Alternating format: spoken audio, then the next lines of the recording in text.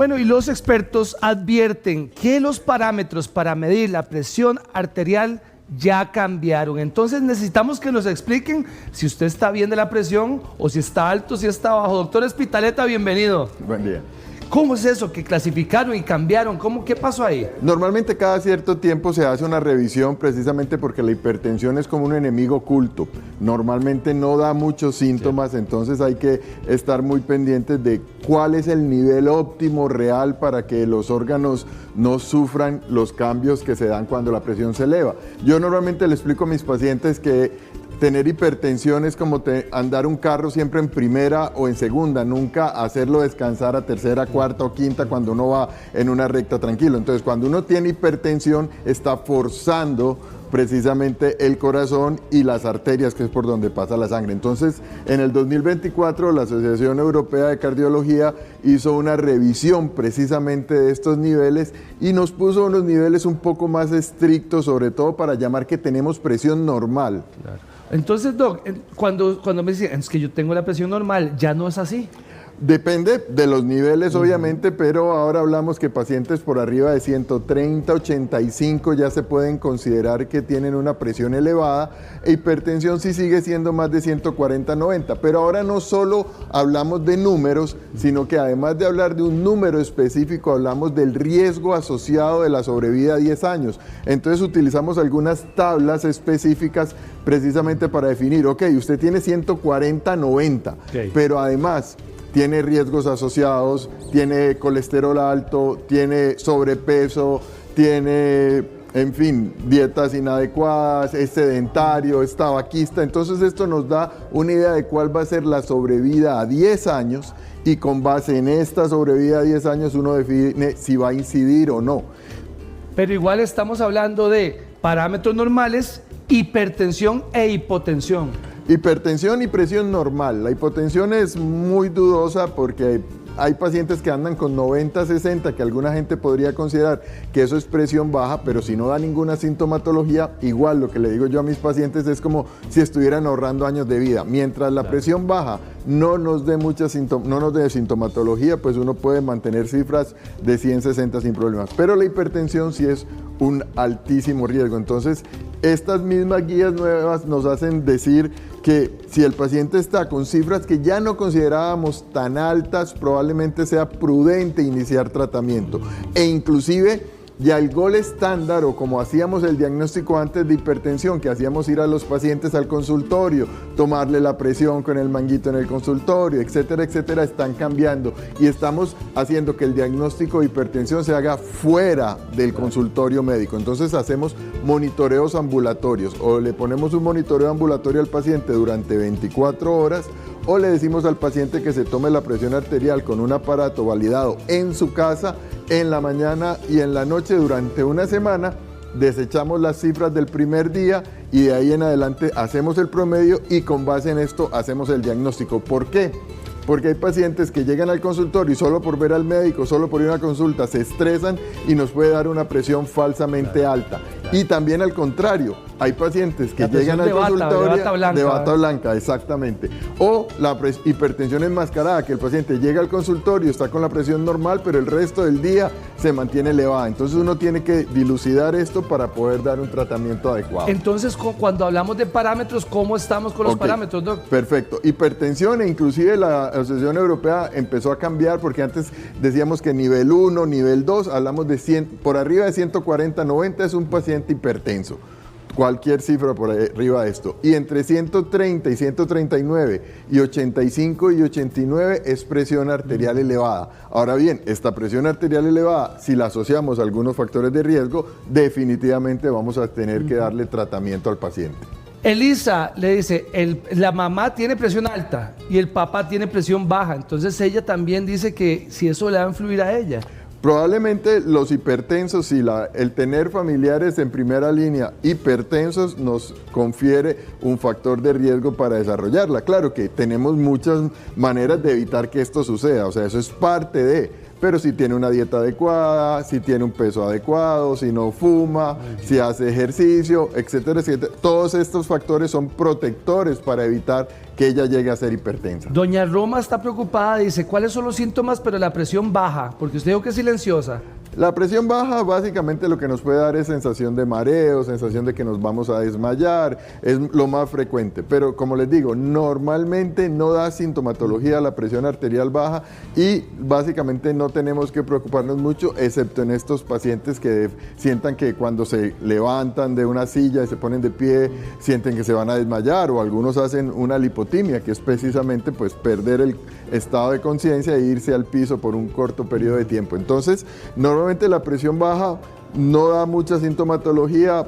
Uno lo que hace es que lo monitoriza, ve si realmente tiene presiones bajas, porque a veces también pensamos que cualquier sensación de estas es porque se me bajó la presión, y no necesariamente es la única causa de que un paciente se sienta mareado cuando se pone de pie o que se vaya al piso. Mira, es que doña María se acaba de tomar la presión y la tiene 178/95. ¿Cómo está ella? Oye, ella definitivamente está hipertensa, y probablemente con esos niveles de presión uno ya también ha cambiado. Antes utilizábamos un esquema terapéutico que íbamos como una escalera, que usábamos un medicamento, si ese no mejoraba subíamos al segundo medicamento, íbamos así. Ahora más bien las guías, y las guías americanas son un poco más intensas en esto. Normalmente usamos medicamentos asociados. ¿Para qué? Para utilizar una menor cantidad del medicamento, evitar efectos secundarios del medicamento, pero potenciar su poder antihipertensivo. Entonces, normalmente una paciente como esta definitivamente debería estar usando medicamentos, consultar donde su médico, tener un programa, porque por arriba, con ese nivel de hipertensión sistólica, probablemente ya no nos saltamos el primer paso, que muchas veces les damos el chance de un poco de dieta, bajar de peso y hacer ejercicio. Eso es si tiene menos del 10% de hipertensión, pero si tiene por encima, probablemente es importante iniciar terapia. Doña Yanira, pobrecita, ella pone un pie en el elevado y si empieza la temblorina, entonces le sale siempre la presión alta. Eso es una queja muy frecuente de los pacientes. Se va, hizo consulta privada, es lo mismo. Entonces, para estos pacientes definitivamente se creó algo que se llama el monitoreo ambulatorio de presión arterial. Y antes era muy incómodo, porque antes utilizábamos un manguito como este, el paciente se iba como con una grabadora y pasaba todo el día pegado con el manguito inflándose, y entonces a veces se desacomodaba, no se podía mover. Ahora hay métodos más sencillos de hacer un monitoreo ambulatorio de presión arterial, que no implica tener un manguito pegado en el brazo, y nos da información importante de cómo, y el paciente puede hacer su vida normal. Entonces, cómo está realmente en el día, en la noche, y además hay algo importante, porque la presión arterial se mantiene en un nivel normalmente en el día y en la noche tiende a bajar, que se llama un fenómeno de hiper. Entonces, hay pacientes que no están hipertensos realmente todo el tiempo, pero tampoco hacen ese fenómeno de descenso de la presión arterial en la noche. Entonces, esto lo consideramos también un factor de riesgo. Vamos a hacer primero la de Cris antes de la de Jessica. Vamos en orden porque hay muchísima pregunta. Dice, ¿cuáles son los síntomas para saber que ya uno ya entra en crisis? Porque ella tiene convulsiones, pánico y ansiedad. Ok, la ansiedad es algo que es difícil dilucidar y uno puede tenerlo o no tenerlo, pero uno habla de que tiene emergencias o urgencias hipertensivas con cifras arteriales elevadas, normalmente por arriba de 150, 160, 90, 95, pero además asociado a afectación de órgano blanco. ¿Cuáles son las afectaciones de órgano blanco más importantes que consideramos? El corazón. Entonces, si empiezan a hacer angina, dolor de pecho, que ya habíamos hablado en algún momento, retroesternal, que se va para las mandíbulas, o sensación de falta de aire, que el paciente realmente no pueda respirar y empieza a llenarse como de líquido el pulmón, o que haga un trastorno en el estado o contenido de conciencia, que es lo que llamamos un ABC o una isquemia cerebral transitoria. Prácticamente esos son los tres que podemos decir de manera llamativa. Hay algunos otros que son con datos de laboratorio, pero si tiene alteración del estado de conciencia, si empieza a dejar de mover un brazo o una pierna, hablar arrastrado, o tiene dolor tipo anginoso, o tiene congestión pulmonar, definitivamente es un paciente que tiene que consultar rápidamente, porque tenemos un periodo de tiempo para tratarlo. Ahora bien, hay pacientes que tienen presiones elevadas, 150, 100, pero están asintomáticos.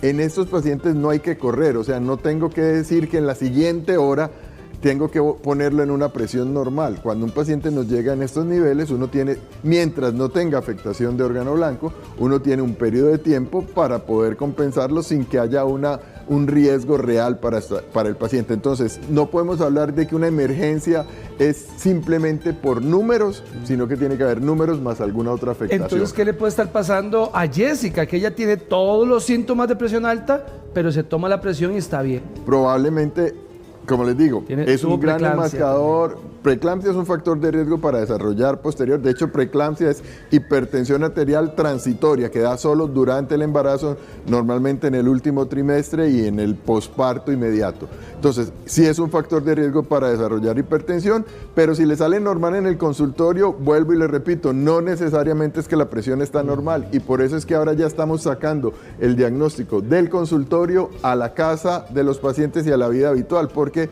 precisamente hay un tipo de hipertensión que puede dar normal en el consultorio y alterada cuando lo tomamos fuera. A Jerry le pasa que son altibajos, ¿verdad? A ella le dan tratamiento para la presión alta, pero a veces entonces se le baja y después se le sube y después se le baja y está así todo el día. Hay que buscar y optimizar. Tenemos ahora, gracias a Dios, un gran arsenal terapéutico para la hipertensión, entonces probablemente en algún momento hay que modificarlo y uno tiene que llegar. No hay una receta de cocina específica que yo les pueda decir a los pacientes, usted con esta pastilla y esta pastilla va a mejorar y controlar la presión. Normalmente, precisamente se trata de eso, uno va compensando al paciente y va dilucidando cuál es el mejor tratamiento para darle. Las pastillas son diferentes, tenemos diferentes tipos y podemos llegar a optimizar, porque la idea es que un paciente hipertenso se mantenga normotenso todo el tiempo, y esto también es un error que a veces cometemos. Dice, pero es que yo ya estoy con la presión normal, entonces voy a suspender el tratamiento. No, está con la presión normal porque está recibiendo tratamiento y tiene que continuar el tratamiento para mantener la presión normal. Miras que Carol dice, doctor, ¿qué puedo hacer si se me baja la presión en casa? Sí, acostarse en el piso, levantar las piernas es lo más frecuente y lo más fácil que uno le dice a todos los pacientes. O sea, estar en el piso con las piernas levantadas por encima del nivel del tórax para mejorar un poco el retorno venoso. Básicamente es la manera más sencilla de recuperar rápidamente, y con esta posición se supone que debe subir entre un 5 y 10% de la presión arterial, entonces debería mejorar sintomáticamente. ¿Cómo ve a doña Johanna? Ella tiene 47 años. Y ella está de 140 y 110. Ella se maneja por ahí, pero Vale Valls dice que está pura vida. 140 es borderline, como les digo. Entonces, probablemente lo que están haciendo en el EVAIS, que deberían hacerlo en todos los pacientes con este nivel, alrededor de este nivel, es hacer un cálculo de riesgo. Hay varios cálculos de riesgo, está el Framingham, hay ciertas calculadoras que nos dicen con la edad, con los factores de riesgo, dislipidemia, obesidad, sedentarismo, tabaquismo, nos dicen cuál es la sobrevida de ese paciente a 10 años. Si esto nos da, así como se ve esto, de hecho esa calculadora nos da verde, amarillo, naranja y rojo, exactamente igual. Entonces, si está en verde, aunque tenga 140, probablemente ella no ocupa tratamiento, pero si nos da amarillo, naranja o roja, entonces es una paciente que definitivamente tiene que recibir tratamiento. Qué buena pregunta la doña Sonia. ¿Qué presión debería tener una persona de 67 años? Ok, normalmente, y esto es una muy buena pregunta porque siempre se ha hablado de que los pacientes de cierta edad tienden a subir un poco más la presión sistólica, solo la de arriba, y se llama hipertensión sistólica aislada. Dependerá precisamente si consideramos que el paciente es frágil o no frágil. Frágil llamamos a estos pacientes añosos que son muy delgaditos, que comen poco, etcétera, etcétera. Entonces, normalmente sí toleramos unos 10 milímetros de mercurio más por arriba de este número, solo de la presión de arriba.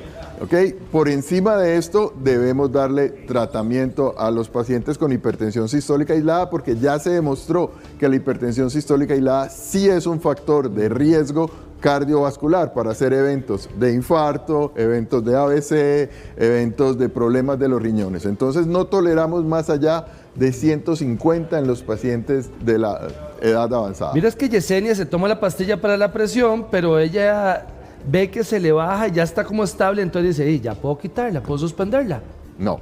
Okay. Doña Yesenia, tenga cuidado, mi señora. Eso es uno de los errores más frecuentemente. Si tiene la presión normal y tiende a estar más bien baja, porque hay pacientes que con el medicamento pueden bajar a presiones menores de 110, 60. Si se siente muy bien, tiene que ir donde el médico y definir cuál va a ser el esquema de suspensión, si es que se puede suspender. Pero si un paciente hipertenso me mantiene 125, 80, de presión que considero normal, con el tratamiento está perfecto. De hecho, eso es lo que quiero, que el paciente se mantenga con presiones arteriales normales para evitar todo el desencadenante de riesgo que hace la hipertensión. Ay, doctor, a doña Valentina se le sube a 234, pero no nos dice que no siente nada. Muy bien, ese es... Ojalá todos los pacientes con hipertensión hicieran cefalea o dolor de cabeza o hicieran algún síntoma, porque lastimosamente la hipertensión es un jinete asintomático. Entonces, cuando nos damos cuenta que somos hipertensos es porque ya tuvimos la primera complicación de hipertensión. Entonces, el hecho de que esté asintomática con 200 de presión sistólica no quiere decir que sea normal para ella, quiere decir que ocupa tratamiento y que hasta este momento pues no tiene afectación de órgano blanco, entonces que estamos a tiempo de darle tratamiento, pero realmente la hipertensión normalmente no da síntomas y esto es la llamada atención más importante. Los pacientes tienen que tener en mente que pueden ser hipertensos completamente asintomáticos. Mi querido doctor Espitaleta, muchísimas gracias. Con gusto. Gracias por estos minutos.